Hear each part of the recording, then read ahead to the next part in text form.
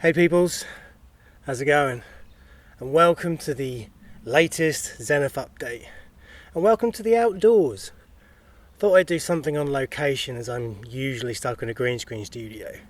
This is one of the woods just round the back of my garden. It's called Bluebell Wood by the locals, but because all these Scotch pines look rather unhealthy, we always called it dead wood. But anyway, I have a little bit of a script. It's more just bullet points than anything else, so I'll try not to waffle, but if I do, I'll just cut it out. So without further ado, let's talk about what is going on with Zenithfilms, what's coming up, and some other sort of business stuff near the end of the video. So first on the docket is, where's this Nancy Wake comic, Gareth?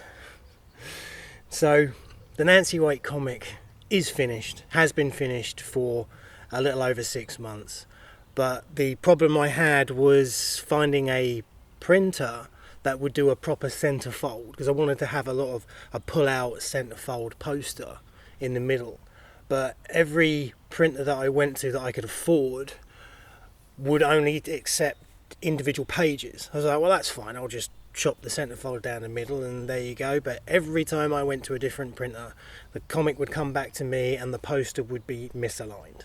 And no matter how hard I tried using their templates, contacting them, asking them for help, and they'd be like, well, it's out of our hands, it's all down to the printer. I was like, well, can I talk to the printer? No. So I've had to bite the bullet, because the only way I'm going to get this done properly is if I go to like an industrial printer where you have to order a minimum of like 5,000 issues, and I can't afford to do that. So I have decided to have 2 posters as the centerfold, so the original poster and then another poster, and then I added a new Splatterhouse advert inside the comic, as you can see. Then what I'll be doing is sending 5 issues to Olwyn, and she will sign those 5. So the first 5 to be sold on the Etsy store will be signed by Olwyn, and they'll also come with a Blu-ray of Violet Rain, because the Nancy Wake comic is a prequel to the Violet Rain short film I made way back when I started Zenithfilms. The Blu-ray copy of Violet Rain is slightly remastered and also comes with a making of and some commentary as well. So fingers crossed, the comic will be on the Etsy store end of June, beginning of July. And that's that. Next on the docket is the Carmen Sandiego proof of concept. So for the last few months I've been editing together our Carmen Sandiego proof of concept. The idea being is that we're going to use this proof of concept to try and raise some money to turn it into a feature film. As you can see, lots of it has already been done. I thought the proof of concept was going to be about 5 minutes long, but so far I've cut over 7 minutes of footage, so it's probably going to be more like 10 minutes when it's done. But that's fine. Once it's done, I'm going to sit on it for a bit and see if I can find the core audience for Carmen Sandiego. This Carmen Sandiego film isn't designed for, say, new fans of Carmen Sandiego, like that new Netflix cartoon that came out where they kind of change the whole canon as they tend to do. This Carmen Sandiego is more for those people that grew up with the original Carmen Sandiego games, like Where in the World and Where in Time, etc. I mean, the whole reason why this project kind of started is because Where in the World and Carmen Sandiego is a game Olwyn played as a child, and she wanted to portray the character in a movie, and then one thing led to another. I came across the coat in a shop and I was like, okay. Then I found the hat, and then we rolled with it. The original concept for this film was where in the multiverse is Carmen Sandiego, but since Marvel and Disney have kind of drilled the multiverse into the ground with continual movies based on that, I've decided to drop that angle, purely because the reason for Carmen Sandiego is education, and a multiverse storyline doesn't really lead to much sort of educational sort of knowledge. So instead I've changed it to where in the universe is Carmen Sandiego, and then she's going to different M-class planets, and these M-class planets will be real planets, so therefore I can then use sort of what they are and where they are in terms of, what we know about them. And then that's the kind of educational side to the movie. And then, of course, I'll be putting different species on these planets and all this sort of stuff. And the overarching story is Carmen is looking for parts of a galactic map that will lead her to a device that could either save or destroy the universe. And she's doing it to prevent someone else from taking it. But because everyone assumes that she's doing it for nefarious reasons, because in canon, Carmen is the bad guy. So I hope to have that proof of concept edited by either the end of this month or the middle of next month, and then I'm going to sit on it until I can find what I consider to be a sort of core audience, and then we'll be running a crowdfunder to raise $5,000 to try and turn that into a full feature film, and then we'll just see how it goes from that. Next on the docket is Tomb Raider, Lara Croft and the Silver Key. Now, we have filmed the proof of concept for this, but I haven't started editing it yet. I plan to start editing it probably sometime near the end of the year, and then again, once I finished it, I'm going to sit on it because I want to see how much damage Amazon is going to do to the character and to the lore. And then once they've finished butchering or improving Tomb Raider, I'll then release the proof of concept with a crowdfunder, and again see if we can raise about $5,000 to turn the idea into a feature film. The Silver Key, if you don't know, is a Lovecraftian story, so I'm taking Lara Croft and I'm mixing her with Lovecraftian horror. And so the tombs she'll be raiding are all sort of based on cult activity and her trying to find the Silver Key, and also trying to battle with the sort of madness and insanity that comes from a Lovecraftian story. And so yes, but you won't be seeing any of this until sometime next year, and that's that. There is one other proof of concept that I'm also working on that we've already filmed, and this is a personal project, and it's called LIEARK, and it's very much a cyberpunk film taking lots and lots of influence from 80s and 90s cyberpunk anime. And again, it's got a Lovecraftian hook to it. They discover a bacteria on an asteroid in the asteroid belt, and it turns out it's actually a fragment of an old one, and then everyone starts going mad, and the madness infects people like a virus and turns them into monsters. And then the protagonist is trying to destroy the samples, but she's also been infected, so she's trying to combat her own insanity while also trying to save the world. I'll probably be editing the proof of concept for that sometime next year, and then depending on how well the Carmen and the Tomb Raider crowdfunders go will then be dependent on when I try to crowdfund that. And again, trying to raise about $5,000 to turn that into a full film. Okay, so brings me on to what a lot of you are probably wondering about, which is the sequel to Silent Hill Requiem, Silent Hill Lazarus. So that got funded a couple of years ago now, but we only managed to raise under half of the money that I needed to do the full thing. And I've been trying to raise more money through Etsy and through just donations and stuff like that to try and get us up to the full budget, and I've not been successful. So what I'm going to do is I'm going to drop the episodic nature of the original project. It was going to be 12 episodes, but I've only managed to raise enough money to sort of film 5 or 6.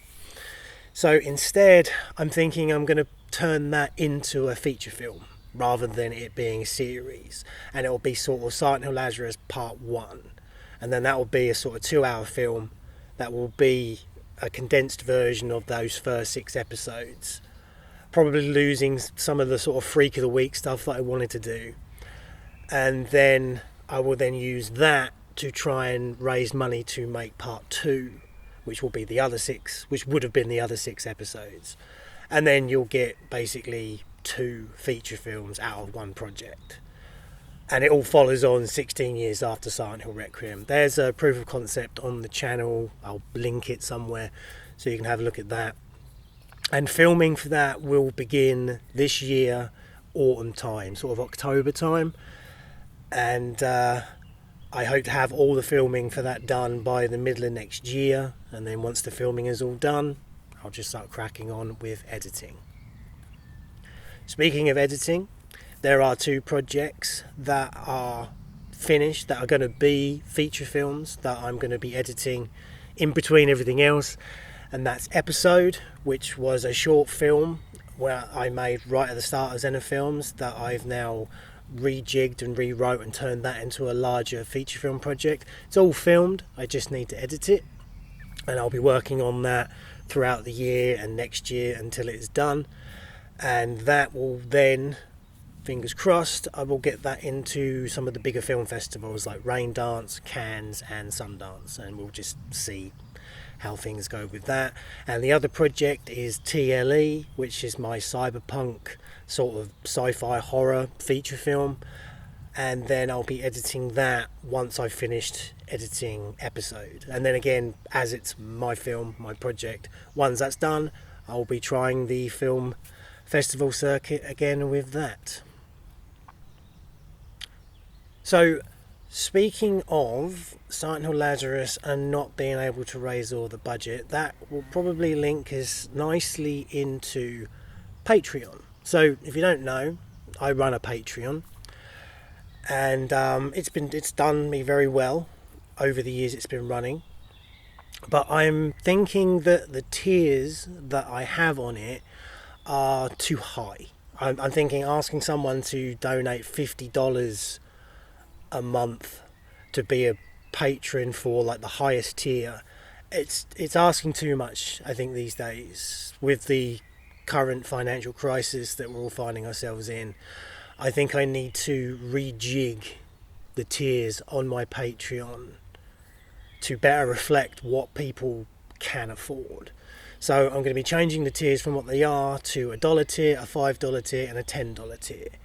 They'll all be referred to as producer, as I feel that anyone that donates money to Zenithfilms is therefore a producer, because all the money that comes in through Patreon goes directly into the films, goes into budgets, pays actors, buys costume, buys props, hires musicians, all that sort of stuff. I don't take any money for myself from Patreon. I never have. All that money is designed to help the films be made, and then the way I make money is leading us into the next point is Etsy. So I've had an Etsy store running now for over a year and a half, and it's doing really well considering that I can't afford to market it. Had like 89 sales on it so far. Most of that is Blu-rays for Silent Hill Requiem or the storyboard book for Silent Hill Requiem, but throughout the year I'm going to be adding more stuff to it. So the Nancy Wake comic is going to be added to it. I recently added my first novel to the store, Constellation Gemini, book 1. It's a sci-fi fantasy novel about the last days of Atlantis, and if you know me and my sort of story arcs, it's dark, depressing, violent, gory, filled with science and magic and all that sort of stuff. It takes on the sort of more hyper-real myths of Atlantis and sort of runs with it. It's a short novel. It's only 370 pages long. I wrote it back in 2006 when I was travelling Southeast Asia, but I sort of sat on it so that I could go through it and really make sure the grammar and the tenses and all that sort of stuff worked. And I recently finished that this year, and I was like, yeah, I think it's ready to go. So if you want a copy of it, it's on the Etsy store. Hi, present Gareth here. There is one thing I forgot to mention. From now until the end of the month, there will be a 25% discount sale on the Etsy store. So if you've been holding off on grabbing something, now's the time. Back to the video. And, there is one last thing to mention before I wrap this Zenith update up. I will start streaming again. I'm going to start streaming again on Twitch. I was doing this a few years back, and we were getting somewhere, but then my father passed away suddenly, and I just didn't feel like doing streaming. And I kind of popped back in now and again, but I'm considering doing it regularly again. And because looking at the sort of interactions that I have, and there is a plane coming over, so that might be causing some problems with the mics, so let's just let that fly by. Do a little dance for you now. Do you like my t-shirt, by the way? Hopefully this has worked. I mean, I won't know until I get it back. It might be awful, I might have to redo the whole thing, but you know, normally this place is really quite quiet, but as soon as I went to set up, the angriest dog walker ever was over there screaming at his dog, you know, swearing to Carmen, and it's like, dude, this is the countryside, it's supposed to be relaxing.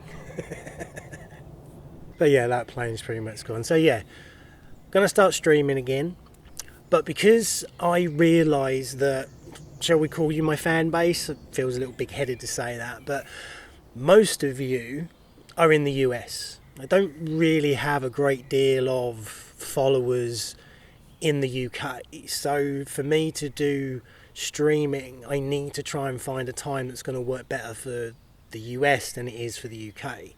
So I'm going to attempt to stream at a time that is better for people in the US, meaning that I'm going to have to get up at sort of 1:30 a.m. in the morning and do an hour and a half stream before I then go for a run, because I normally go for a run at 3 in the morning anyway, because it's easier to avoid dog walkers and stuff if you go running that time. And then that should then, as far as I know, that will be then sort of, depending on your time zone, it will be somewhere from like 6 p.m. to 8 p.m. And I'm going to do it 2 days a week, because I don't think I could do it any more than that, and that will be a Friday night or Saturday morning and a Sunday morning or Saturday night, dependent. And hopefully that'll work better for you guys so that you can join me for these streams. And I'll be playing video games that I want to play, that I'm interested in, and or relate back to the work I'm doing. So expect Silent Hill stuff, survival horror stuff, first person shooter stuff, science fiction-y stuff. And my computer's still a bit old. I will be buying a new one soon, so I won't be playing anything super recent. Things like Alan Wake 2 won't work on my computer, so it was still going to be modern-ish games, probably more indie, or games dating back to, you know, the 90s, I guess.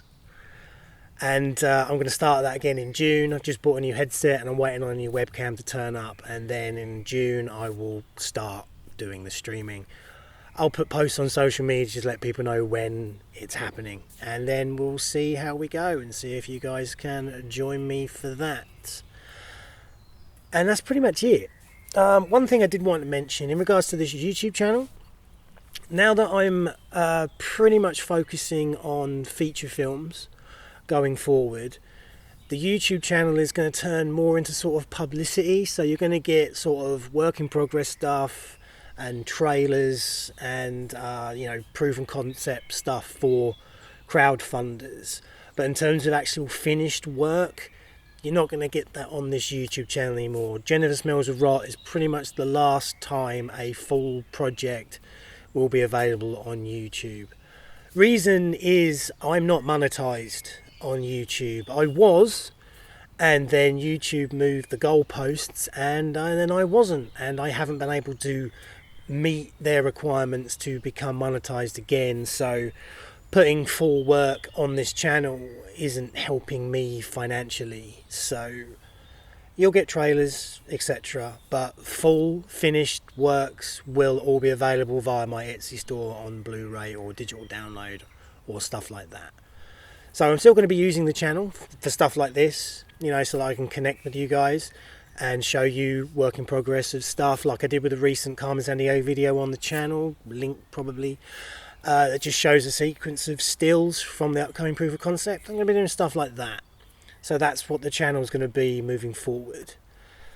And that, as far as I can tell, so that's pretty much it. So thank you for joining me for this Zenith update, sort of impromptu. It's been a while, and I will finish this off by thanking my current Patreons, which will be scrolling up the screen.